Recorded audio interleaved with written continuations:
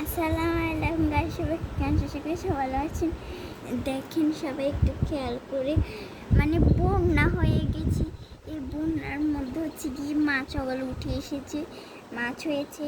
এখন হচ্ছে কি উনি জাল ফেলতেছে। দেখেন চারপাশে কিন্তু দেয়াল আছে, দেয়াল মানে দেয়াল আছে, মানে জমির মধ্যে পানি হয়েছে।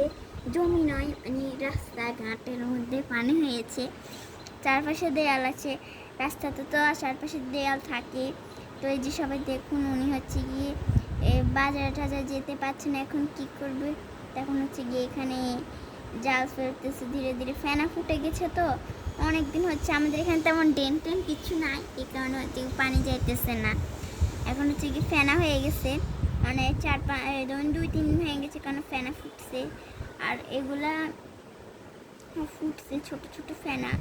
এখন হচ্ছে উনি ফেনাগুলো সরাইতেছে, ছোটগুলো সরাই হচ্ছে গিয়ে করবে। আর বড় ফেনাগুলো ওই যে দেখুন লাঠি সহ আসছে, এগুলো মানে অন্যান্য জমি থেকে ভেঙে চলে আসছে বাতাসে ঝড়ে, নাহলে এগুলো এখানে ছিল না। এটা হচ্ছে রাস্তা। আর এখানে উনি হচ্ছে কি ছোট ফেনা যেগুলো ফুটছে ওগুলো হচ্ছে কি সরাই সরাই জাল ফেলতেছে, যে একটা লাঠি নিয়ে সরাইতেছে। একটু খেয়াল করে দেখুন সবাই। তো দেখা যায় অনেকে, আমাদের এখানে অনেকে খুব কষ্টে আছি, আমরাও কষ্টে আছি, বলার বাহিরে এতটা কষ্ট আমাদেরকে দিয়েছে।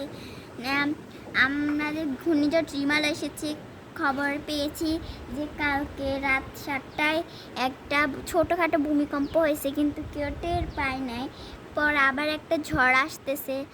আর আমাদের দেশের মানুষ সবাই অনেক গুণাগার করতেছে, এই কারণে একটার পর একটা বিপদ আসতেছে, তারপরেও মানুষ শুধরাইতেছে না।